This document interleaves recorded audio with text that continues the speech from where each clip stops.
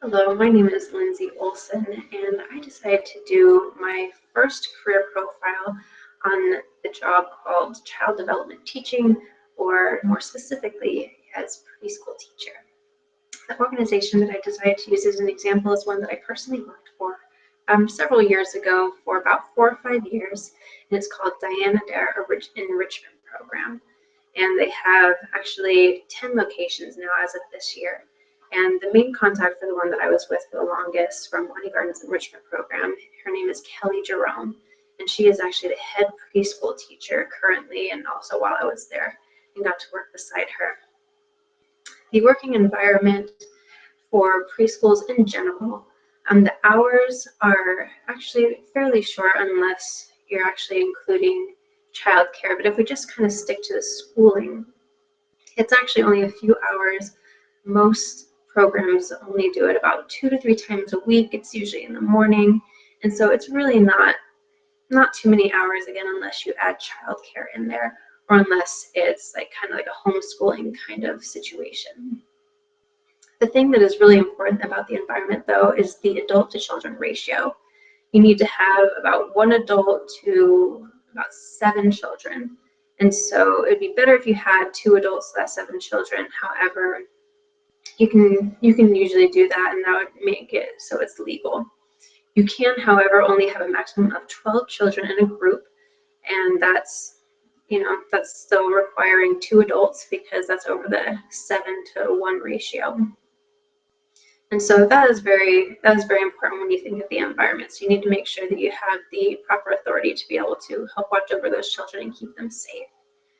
The typical stressors, other than that ratio, are from the internet as well as my personal experience. I do want to point that out. So this may not necessarily be all the stressors that other people feel, but they're definitely things that at least I have felt. Some of the main ones include budgeting our funds and resources. If we were lacking funds to get more resources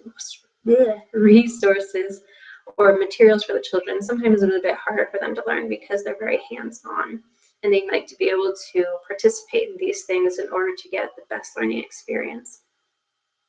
We do have to have constant contact with others, and again, going back to that ratio, that if one of the adults is kind of getting a little overwhelmed or frustrated, we can't just walk out of the room and kind of take a breather and cool down a bit. We need to make sure that we stay with those children to stay in compliance. There are also things like the updated rules and regulations. They do change fairly often, enough to the point where you do need to continue to read up on them to make sure that you are staying in compliance. There are other things that can be kind of difficult. It's not necessarily the worst thing, but it can get kind of stressful if you don't have properly educated aides or assistants, because they don't necessarily know how to handle all types of children, and they don't necessarily know how to handle all types of situations. Of course, there are other things like, just getting overwhelmed by children and their energy and maybe with their parents, because you do have to deal with the parents as well as the children.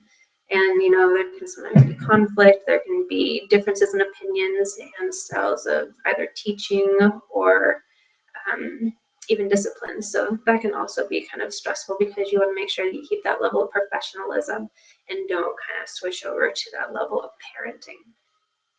When it comes to things like benefits, as someone who is actually currently a broker in California, at least, I know that the only way that a company has to offer benefits is if the company has a certain amount of full-time equivalents or employees.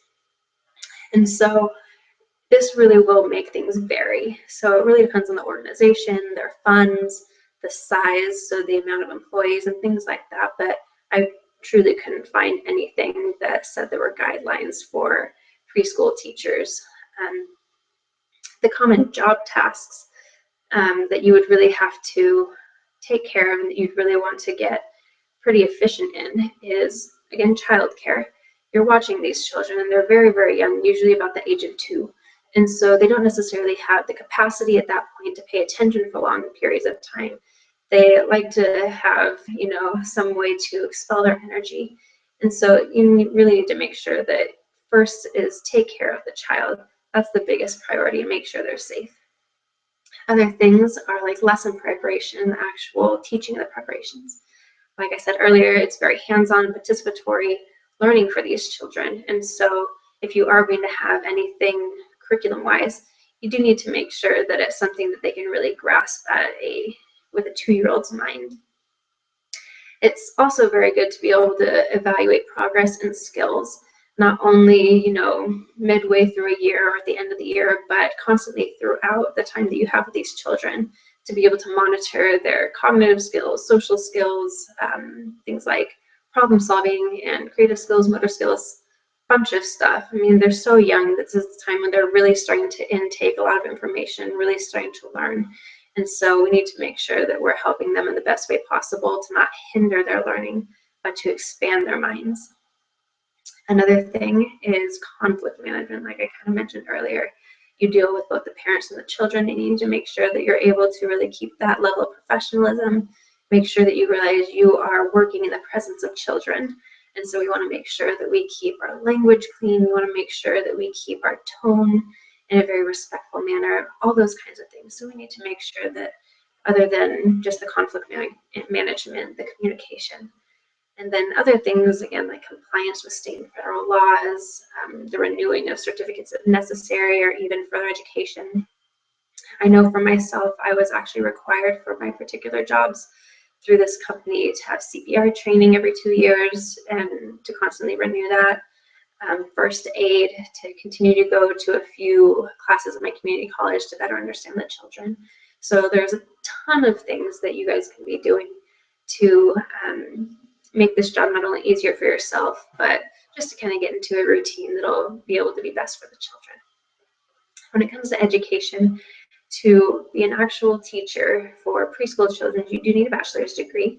It doesn't necessarily have to be in one specific area, but the ones that I have found that are most geared towards preschool are early child education, family studies, children and family development, family and human services, child care certification.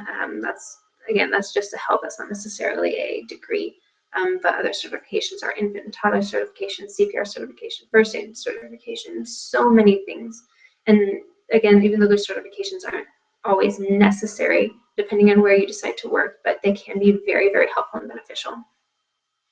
Again, I'm going to be referring just to California because I am from California for the salaries, but the lower range salaries are about in the $18,000 annually. So not too terribly much, but it actually can go up in California to the higher range of about $51,000 a year.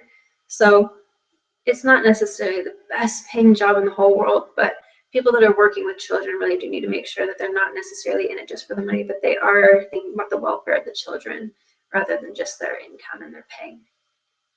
Just a little bit of a side note, if this sounds like, oh, it sounds fun, but I don't want to get a bachelor's degree, you can do similar jobs that don't necessarily require that level of education, such as nannying.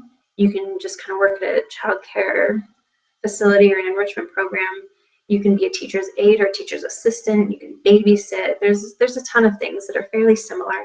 And you do have to have quite a bit of knowledge to work with children, especially if they are not your own. And so do keep that in mind, that it's always about the welfare of the children rather than just an income or just a job that'll kind of get you through the day. And so I have linked all of my resources that I've looked up on the internet in the description as well as on the discussion board.